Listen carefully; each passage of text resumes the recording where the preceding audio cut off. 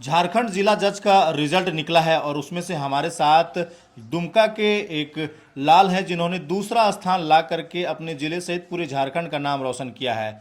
जी हाँ, इस वक्त हमारे साथ दीपक जी हैं जो कि जिला जज में इनका जो चयन है वो हो गया है। बता दें आपको कि 14 अगस्त को ये रिजल्ट जारी किया गया था जिसमें से कि 35 लोगों को इंटरव्यू के लिए बुलाया गया था, जिसमें से कि कितने लोगों का सिलेक्शन हुआ है वो आपको हम बताएंगे। उनमें से हमारे साथ दीपक जी भी हैं जो कि दुमका के रहने वाले हैं और गोड्डा से भी इनका जो ताल्लुक है वो काफ़ी खास रहा है। इस वक्त ये गोड्डा में ही हैं और हम इनका इंटरव्यू करने के लिए पहुंचे हुए हैं क्योंकि ये बड़ी उपलब्धि है इनके लिए, इनके परिवार के लिए और साथ साथ में इनके ज़िला के साथ पूरे झारखंड का।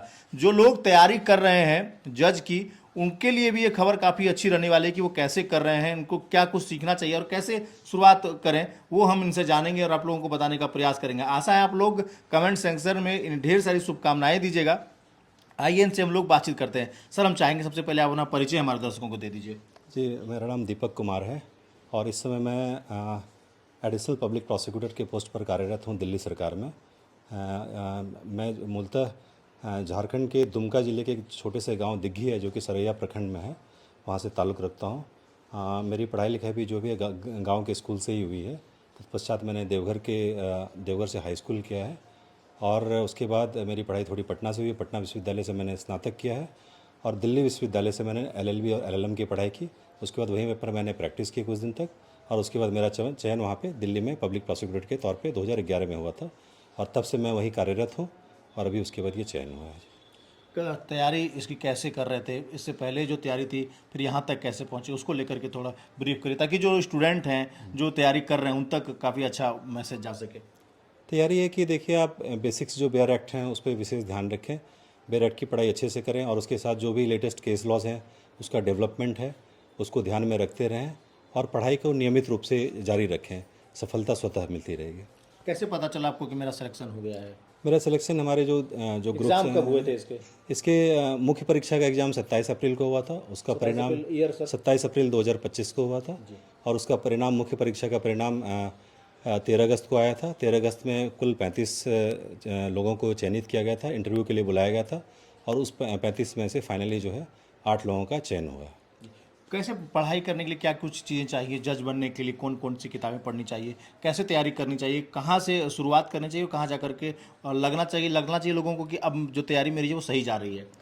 शुरुआत आप बेसिकली बेयर एक्ट से करें। बेयर एक्ट्स के प्रोविज़न्स को सारे अच्छे से पढ़ें और बेयर एक्ट्स के प्रोविज़न्स के बाद जो भी हैं केस लॉज हैं उस पर सुप्रीम कोर्ट और हाई कोर्ट्स की रूलिंग जो भी है उसको ध्यान में रखते हुए पढ़ते रहें। नियमित अध्ययन करें, नियमित पढ़ाई करें, सफलता स्वतः मिलेगी। एक होता है एग्ज़ाम निकालना, एक आपने जो किया वो दूसरे स्थान पर अब आप आ गए हैं, तो उस समय कैसा फील हुआ? एग्ज़ाम निकालने के बाद जब दूसरे स्थान पर पता चला कि आप आ गए हैं तो उस समय का क्या कुछ रहा? नहीं, बहुत अच्छा फील हुआ। इतना महसूस नहीं हो रहा था, लग तो रहा था कि चयन होगा, लेकिन दूसरे स्थान पे आ पाऊँगा इस बात की मुझे आशा नहीं थी, बट अंततः दूसरे स्थान पे आया तो ये बड़ी मुझे खुशी की बात है। मेरे लिए अच्छा लग रहा है मुझे काफ़ी। आप दुमका से हैं और पढ़े आप देवघर में हैं और अभी गोड्डा में है, तो गोड्डा से क्या जुड़ाव रहा है? तीन तीन जिला जो है आपके साथ अभी चल रहा है। हाँ, देवघर मेरे घर से काफ़ी नज़दीक है।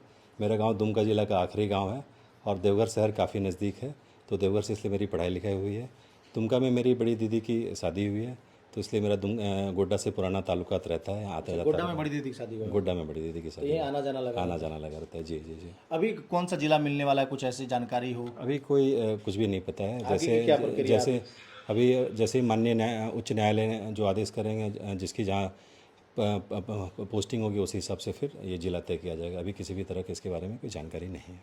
नए विद्यार्थी जो आपके बाद आने वाले हैं उनसे क्या कहिएगा, क्या कुछ उन लोगों के लिए मैसेज रहेगा आपकी ओर से, उस पर थोड़ा सा फोकस करता है कि हम चाहते हैं कि जो छात्र देख रहे हैं उनको टूट जाते हैं वो लोग पढ़ते पढ़ते, कि क्योंकि काफ़ी लंबा समय वाला ये जो है कि एग्ज़ाम रहने वाला है, तो उसके लिए बस टूटने का, बस इसमें मैं कुछ नहीं कहूँगा। धैर्य मत खोइए और श्रीमद् भागवत गीता का एक श्लोक है 3 कि युद्धस्व, बस लगे रहिए, लड़ाई लड़ते रहिए, रुकना नहीं है, हारना नहीं है। युद्धस्व युद्धस्व और कुछ नहीं। बस कुछ किताबें रिकमेंड अगर आप करते हैं पढ़ने के लिए तो? किताबें कई सारी हैं। जो भी पहले तो मैं सबसे ये आग्रह करूँगा कि जो बेसिक टेक्स्ट बुक्स हैं लॉ की वो सारी पढ़ें। कोई भी अच्छे राइटर की जो भी यूनिवर्सिटी के टेक्स्ट बुक्स हैं उनको आप पढ़ाई करें और उसके पश्चात जो भी माननीय उच्च न्यायालय और उच्चतम न्यायालय के जो केस लॉज हैं उन प्रावधानों पे जो बेस्ड हैं उसको देखें। ये आपकी सफलता का मार्ग प्रशस्त करेगा। तो आगे अभी सर इसी पे आपको रुकना है या फिर आगे और कुछ तैयारी करना है, कुछ और अलग आपने सोच रखा हो या फिर अपने फ्यूचर में और कुछ? नहीं, बस अब तो ये प्रक्रिया समाप्त हो गई। अब नौकरी जब भी ज्वाइन करूँगा उसके बाद फिर आगे और बस चलते जॉब में रह करके तैयारी कर रहे थे सर, जॉब वो वाला जॉब को छोड़ करके फिर इस जॉब में आना थोड़ा मुश्किल होगा या आसान रहेगा आपके लिए? नहीं, थोड़ा मुश्किल तो होता है क्योंकि 10 से 5 की हमारी नौकरी रहती है और दिल्ली में नौकरी भी काफ़ी थोड़ी मुश्किल होती है। काफ़ी सुबह से शाम तक कोर्ट के कार्य को करना पड़ता है। तत्पश्चात जो भी समय मिलता था 2-3 घंटे 4 घंटे का, उसको सदुपयोग करके फिर थोड़ा मुश्किल तो रहता है, बट कोई नहीं, बट मुश्किलों से ये चीज़ें आसान होती है। तो इसलिए अंतिम सवाल सर रहेगा कि ये श्रेय आप किसको दीजिएगा, इसके पीछे का श्रेय किसको जाता है, ये मेहनत का श्रेय किसको जाता है? श्रेय देखिए, श्रेय में सभी का योगदान रहता है। कहीं ना कहीं माता पिता का आशीर्वाद है, भाई बहनों का प्यार है जो आपके लिए दुआएं करते हैं, साथ रहते हैं, समाज जो भी है, आपके गांव परिवार सब लोग, ठीक है। उसके बाद अंततः मेहनत तो रहती है, बट सभी का सहयोग है इसमें। किसी एक का पूरी तरह से नहीं कह सकते हैं, बट सबका मतलब सहयोग है और उसी सहयोग की वजह से ही मैं आज यहाँ पर पहुँचा हूँ। बहुत बहुत धन्यवाद सर।